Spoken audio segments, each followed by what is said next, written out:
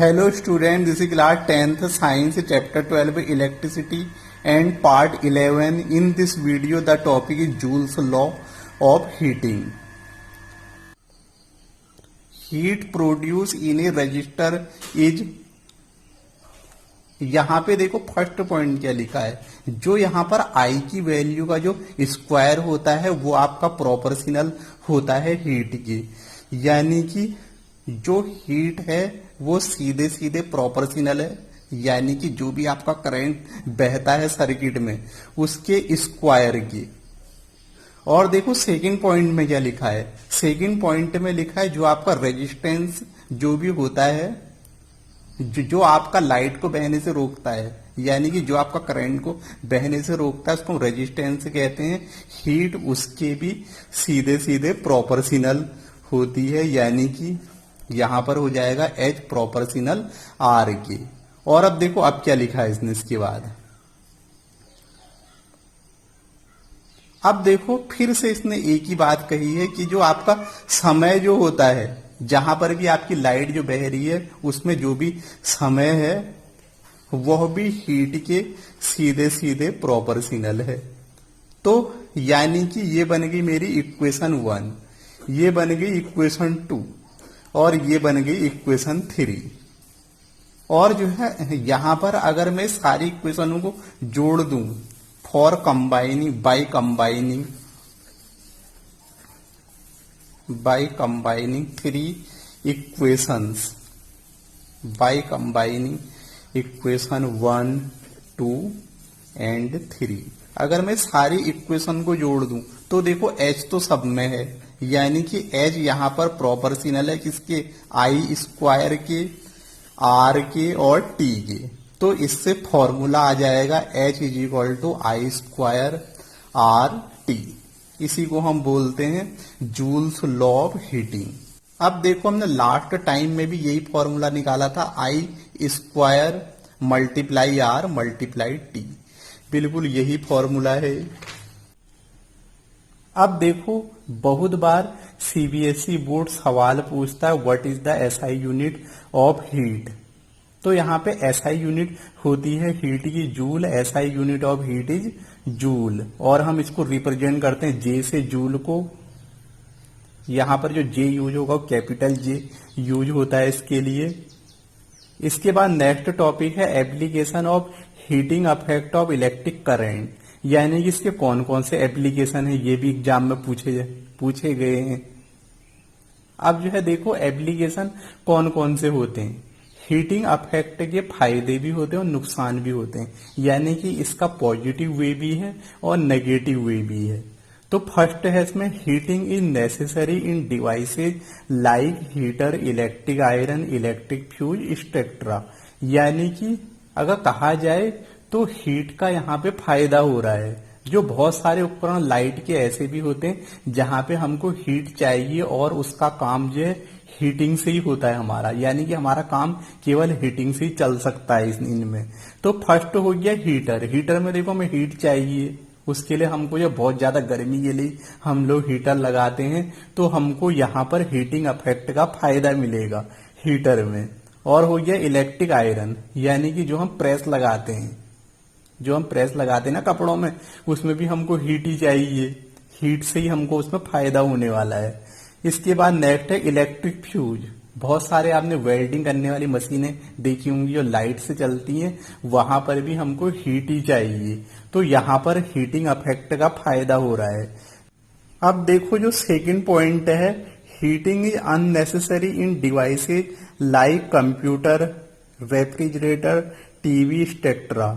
यहाँ पर जो है हीट की बिल्कुल भी आवश्यकता नहीं होती, यानी कि हीट यहाँ पर अननेसेसरी है कंप्यूटर में, फ्रिज में और टीवी में।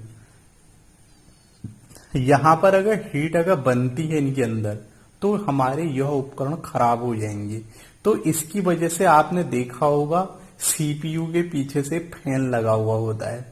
अब जो है आप लोग कंप्यूटर देखना कभी, उसमें सीपीयू के पीछे से फैन लगा हुआ होता है। उसका काम क्या होता है, अब देखो उसका काम क्या है, वो आपका फैन घूमते रहेगा उसके अंदर लगातार, तो वह जो अंदर की गर्मी है उसको बाहर फेंकेगा, यानी कि जो भी हीट बन रही है अंदर उसको बाहर फेंकेगा और उसको बहुत ज्यादा हीट अंदर से नहीं होने देगा। और ऐसा ही काम होता है फ्रिज के फैन के अंदर भी। फ्रिज में भी फैन लगा हुआ होता है। अब जब आप लोगों ने फ्रिज जब एक खुलते हुए देखा होगा तो उसके अंदर एक छोटा सा फैन भी लगा हुआ होता है। उसका भी काम बिल्कुल वही होता है कि जो जो भी आपकी हीट जो बन रही है अंदर उसको बाहर निकालना, उसका भी मेन काम यही है। अब ऐसे ही आप लोगों का जो टीवी होता है उसमें भी बहुत सारे उपकरण ऐसे लगे हुए होते हैं अंदर, छोटे छोटे इक्विपमेंट जो कि हीट को बाहर निकालते हैं या फिर एब्जॉर्ब करते हैं। हीट को मतलब कि अंदर बहुत ज्यादा जनरेट नहीं होने देंगे। यानी कि यहाँ पर हमको हीटिंग इफेक्ट का घाटा हो रहा है, यानी कि लॉस हो रहा है। और फर्स्ट पॉइंट में हमको लाभ हो रहा था, यानी कि प्रॉफिट हो रहा था हीटिंग इफेक्ट का। तो अगर कहा जाए तो इसके फायदे भी होते हैं और नुकसान भी होते हैं। नेक्स्ट पॉइंट है अबाउट इलेक्ट्रिक बल्ब। अब देखो इलेक्ट्रिक बल्ब से छोटे छोटे क्वेश्चन बहुत आए हैं, ऑब्जेक्टिव टाइप क्वेश्चन आते हैं कि इसका फिलामेंट कौन से मेटल का बना होता है, उसका मेल्टिंग पॉइंट क्या होता है। तो वो सब हम यहाँ पे देखेंगे, या फिर इसमें कौन सी जो बल्ब होता है उसमें कौन सी गैस भरी हुई होती है। ऐसे क्वेश्चन भी आते हैं 1 मार्क्स में, तो हम इन सबको देख लेंगे। अब देखो जो इलेक्ट्रिक बल्ब होता है उसका फिलामेंट टंगस्टन का बना होता है और हम टंगस्टन को W से रिप्रेजेंट करते हैं। और इसका मेल्टिंग पॉइंट होता है कितना, मेल्टिंग पॉइंट बहुत ज्यादा हाई होता है, इसीलिए यूज भी होता है बल्ब में। इसका मेल्टिंग पॉइंट है 3380 डिग्री सेल्सियस। अब इतने भयंकर मेल्टिंग पॉइंट में क्या होगा, ये आसानी से गलने वाला नहीं है बल्ब में, और हमारा बल्ब जल्दी खराब नहीं होगा इसकी वजह से। अब पहले तो हमें ये पता होना चाहिए कि टंगस्टन होता कहाँ है बल्ब में, तो मैं इसका एक डायग्राम बना के दिखा रहा हूं बल्ब का। ये है हमारे पास इलेक्ट्रिक बल्ब, मान लो ऐसे। अब यहां पर तो मेरे पास कोई बल्ब रखा नहीं है, वरना नहीं तो मैं आपको लाइव दिखाता कि बल्ब में टंगस्टन होता कैसे है।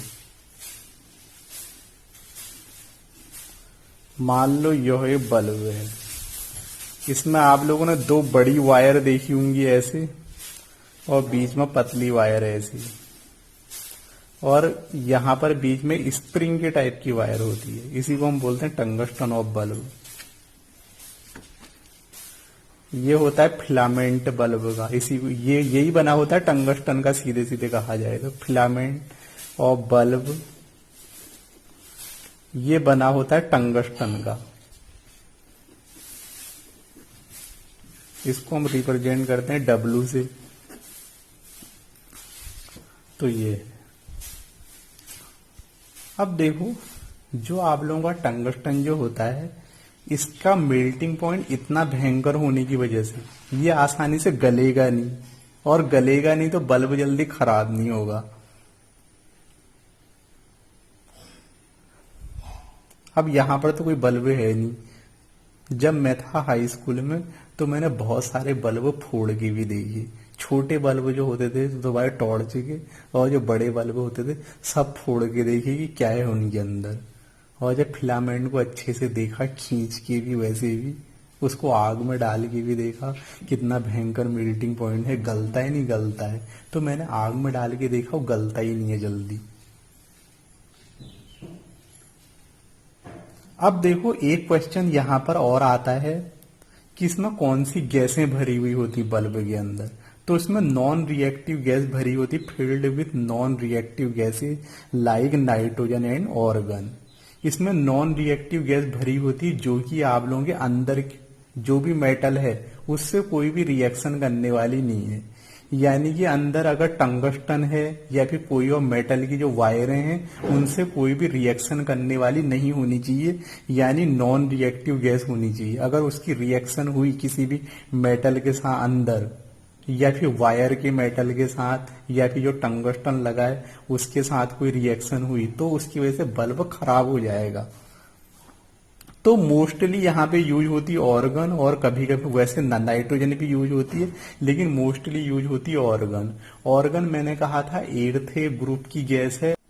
अब देखो जो एर्थ ग्रुप वाली गैसें हैं उनको मैंने कहा था रेयर गैस भी कहते हैं, और इनको हम नोबल गैस भी कहते हैं, और साथ में इनर्ट गैस भी कहते हैं। ये तीन के तीन नाम हैं इनके।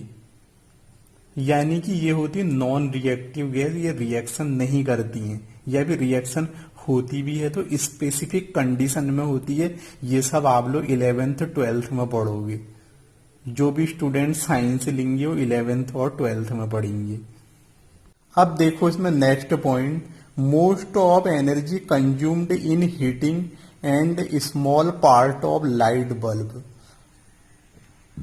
यहां पर देखो क्या हो रहा है कि जो बल्ब है वह ऊर्जा तो बहुत वेस्ट कर रहा है, लेकिन हमको लाइट कम दे रहा है। यानी कि कहने का मतलब है रोशनी हमें कम मिल रही है, लेकिन ये ऊर्जा खर्च बहुत कर रहा है और इसकी ऊर्जा वेस्ट हो जा रही हीटिंग के रूप में। आपने देखा होगा अगर हम बल्ब को थोड़ी देर भी अगर जलाते हैं तो बिल्कुल वो गर्म हो जाता है, और थोड़ी देर बाद तो इतना भयंकर गर्म हो जाता है कि आप उसे हाथ से पकड़ भी नहीं सकते हो बल्ब को। तो यहाँ पर क्या हो रहा है, बल्ब में बहुत सारी ऊर्जा हीटिंग के रूप में वेस्ट हो रही है। अब इससे क्या होगा, लाइट तो खर्च होगी बहुत। अब देखो अगर हमें बहुत ज्यादा रोशनी चाहिए तो उसके लिए हमको लगाना पड़ेगा बड़ा बल्ब, यानी 200 वाट का बल्ब। अब उससे क्या होगा, अब देखो जो 200 वाट का बल्ब है वो बहुत ज्यादा ऊर्जा लेगा। अब यहाँ ऊर्जा क्या है, इलेक्ट्रिसिटी है। यहाँ पर जो ऊर्जा है वो इलेक्ट्रिकल एनर्जी के रूप में है ऊर्जा।